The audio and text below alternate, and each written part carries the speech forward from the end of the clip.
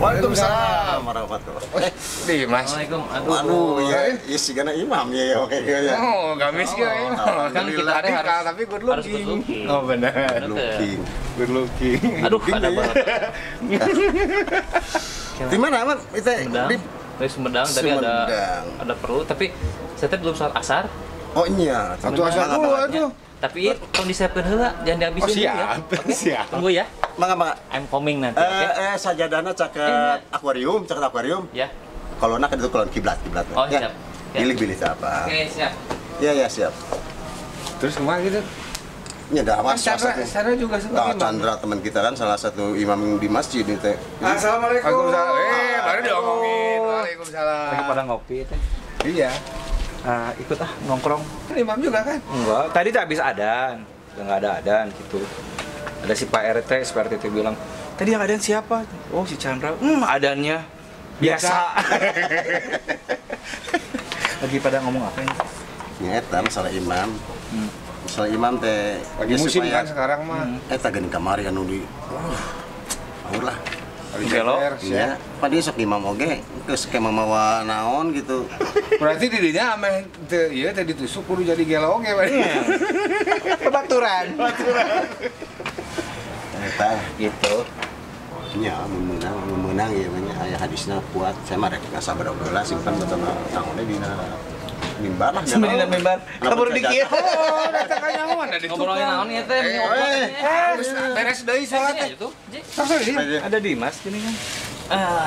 Kira ini air siapa ini? Ini harus Boleh ya? Bismillah. Ngobrolin naon ini teh tadi teh? Ini sholat, tapi Dimas nah ganjang-ganjang teh sholat teh. Emang harus lama sholat dah. Yang penting mah 4 rakaat udah. Terlatih ya. Berarti pemalap sholat balap ya. Terus hai. Maksudnya ini sih saya teh kepikiran soalnya aduh ieu balaba sieun abis terus saya nggak dengar suara si Chandra datang si Chandra suka ngabisin makanan saya mah tahu udah Nah, etanya. Nah, itu salah satu makanya ayat hadis gini, kalau makan sudah dihidangkan maka bisa ditunda sholatnya, tapi memang dapat Islam maka tinggal aja. Meskipun sholat sudah terbiasa dan terlatih, tidak jadi harus jadi cepat, harus paham gitu. Terus paham balap Karena sholat. ayat nomor disebut apa?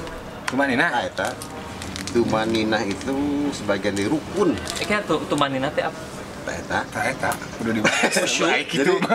Tumanina Nanya teh. kan emang udah dibahas. Bukan bahasa Inggris tapi Nina. too much nina Jadi supaya lengkap karena tumaninah teh kalau tidak salah mah di setiap gerakan, di setiap bacaan, pokoknya mah tumaninah yang membalut semua gerakan sholat, bacaan sholat harus semuanya tumaninah. Jadi ameh lengkap ya bahasana asa mending keneh bahwa kita gerak cakuan mati kita gerak. Segera. oh standby tapi Baca, tadi nyala saya emang kacamata. sholat kecepatan Ya kacamata. sholat saya memang kecepatan tadi teh gitu Atau udah nggak nyampe 2 menit, 2 sholat menit aja. rakaat teh nggak terlalu kan cepat. penting Al-Fatihah, surat pendek, tanya ayo sholat sendiri. Materi kan nggak sempat ke masjid. Maksudnya segitu Iya. aja. Biasa mah saya sholat segitu udah we gitu. Betul, hari Fatihah segala macam terbaca mah tapi jadi bisa jadi rusuh kan. Bismillahirrahmanirrahim. Alhamdulillahirrahmanirrahim. Jadi ya itu ada koma. Terus gerakan sujudna rukunna tidak segala macamnya bisa jadi tidak mencukupi. Eta nu disebut tidak tumaninah, sedangkan tumaninah teh rukun. Rukun teh kalau tertinggal maka tidak sah salatnya. Tuh. Kalau tidak sah berarti tidak diterima teh. Eta berat. Jadi Benar, apa? benar. Enggak apa mah enggak dosanya. Jadi Nah, apa? Tapi ayeuna orang bahas bareng-bareng. rukun-rukun salat. Rukun adalah bagian-bagian atau dasar terbentuknya ibadah, dan ibadah tidak sah kecuali dengannya. Rukun salat ada 14. Tidak bisa gugur karena sengaja ataupun lupa. Rukun-rukun salat. Pertama, berdiri tegak dalam salat fardu bagi yang mampu, berdasarkan firman Allah Subhanahu wa taala, dan berdirilah dalam melaksanakan salat karena Allah sebagai orang-orang yang tunduk, dan berdasarkan kepada sabda Rasulullah sallallahu alaihi wasallam kepada Imran bin Husain, salatlah dengan berdiri, lalu bila tidak mampu maka dengan duduk, lalu bila tidak mampu maka dengan berbaring. Hadis riwayat Al-Bukhari nomor 1117. Bila tidak berdiri dalam salat fardu karena suatu uzur seperti sakit, takut dan alasan-alasan lainnya, maka diterimalah uzurnya dengan alasan tersebut, dan hendaklah dia sholat sesuai dengan keadaannya, bisa dengan cara duduk atau berbaring. Adapun dalam sholat sunnah, maka hukum berdiri padanya adalah sunnah, bukan rukun. Namun sholat dengan berdiri lebih utama daripada sholat dengan duduk, berdasarkan sabda Nabi SAW, pahala sholat orang yang duduk setengah dari pahala sholat orang-orang yang berdiri. Hadis diriwayatkan oleh Muslim nomor 735. Yang kedua adalah takbiratul ihram di awal salat, yaitu ucapan Allahu Akbar. Ucapan selainnya tidak syah berdasarkan sabda Nabi Muhammad SAW pada laki-laki yang salat dengan buruk. Bila kamu berdiri untuk salat, maka bertakbirlah. Hadis riwayat muttafaqun alaih, diriwayatkan oleh Bukhari nomor 793 dan Muslim nomor 397. Dan sabda Nabi Muhammad Rasulullah sallallahu alaihi wasallam yang mengharamkannya adalah ucapan takbir, dan yang menghalalkannya atau penutupnya adalah ucapan salam. Hadis riwayat Abu Dawud nomor 61 dan Ibnu Majah nomor 275.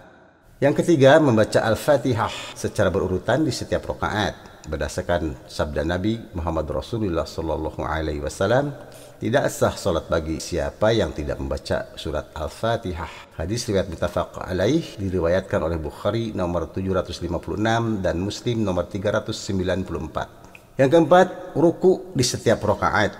Berdasarkan firman Allah Subhanahu wa taala, wahai orang-orang yang beriman, ruku dan sujudlah kalian. Surat Al-Hajj ayat 77. Dan berdasarkan sabda Nabi Muhammad Rasulullah SAW, kemudian rukulah sehingga kamu tumakninah dalam keadaan ruku. Hadis riwayat muttafaq alaih, diriwayatkan oleh Bukhari nomor 6251 dan Muslim nomor 397. Kemudian yang kelima dan keenam, bangkit dan i'tidal dari ruku dalam keadaan berdiri. Berdasarkan sabda Nabi Muhammad Rasulullah sallallahu alaihi wasallam dalam hadis orang yang salat dengan buruk, rukulah sehingga kamu tumakninah dalam keadaan ruku. Kemudian bangkitlah sehingga kamu beri'tidal dengan keadaan berdiri. Kemudian yang ketujuh, sujud. Berdasarkan firman Allah Subhanahu wa taala, sujudlah kalian. Al-Hajj ayat 77. Dan berdasarkan sabda Nabi Muhammad Rasulullah sallallahu alaihi wasallam kepada laki-laki yang salatnya buruk, kemudian sujudlah sehingga kamu tumakninah dalam keadaan sujud. Sujud di setiap rakaat dikerjakan 2 kali di atas 7 anggota badan yang disebutkan dalam hadis Ibnu Abbas. Aku diperintahkan untuk sujud di atas 7 anggota badan, kening, dan beliau menunjukkan dengan tangan beliau ke hidung beliau, 2 tangan, kedua lutut, dan ujung jari kedua telapak kaki. Hadis riwayat muttafaq alaih, diriwayatkan oleh Al-Bukhari nomor 809 dan Muslim nomor 490. Kemudian ke-8 dan ke-9, bangkit dari sujud dan duduk di antara 2 sujud.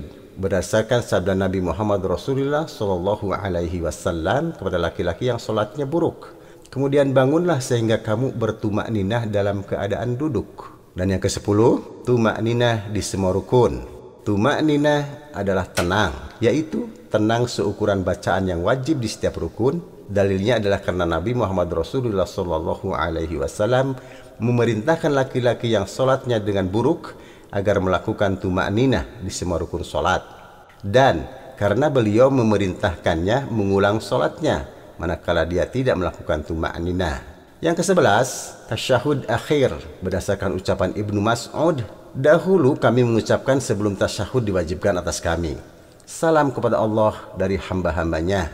Maka Nabi Muhammad Rasulullah SAW bersabda, jangan kalian mengucapkan salam kepada Allah dari hamba-hambanya, akan tetapi ucapkanlah segala penghormatan untuk Allah. Hadis riwayat An-Nasa'i nomor 240 dan disahihkan oleh Al-Albani dalam Al-Irwa Al-Ghalil nomor 319.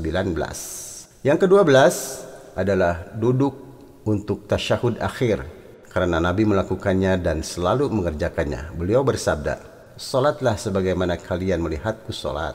Dan yang ke-13, salam, berdasarkan sabda Nabi Muhammad Rasulullah sallallahu alaihi wasallam, dan yang menghalalkannya atau penutupnya adalah ucapan salam. Hadis riwayat Abu Dawud nomor 61 dan At-Tirmidzi nomor 3. Demikian juga Ibnu Majah nomor 275. Lalu dia mengucapkan dengan menoleh ke kanan, Assalamualaikum warahmatullahi, dan menoleh ke kiri, Assalamualaikum warahmatullahi.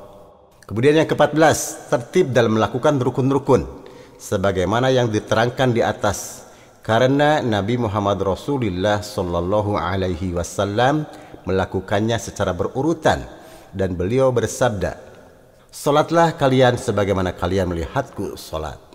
Nabi Muhammad Rasulullah sallallahu alaihi wasallam mengajarkannya kepada laki-laki yang salat dengan buruk dengan bersabda thumma, kemudian, yang menunjukkan kewajiban berurutan.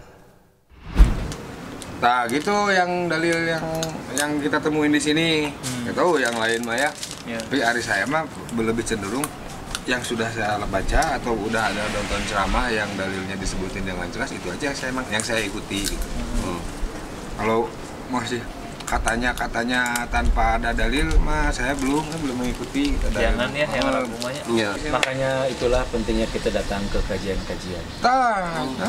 Tapi ini karena sudah waktu maghrib, saya mau siap-siap adaan dulu. Berhasil tuh, banyak nanti Maghrib kita nanti. Ya, bisa nggak ada yang ada di masjid, soalnya tadi Pak RT udah nanyain, ternyata adaan saya itu biasa.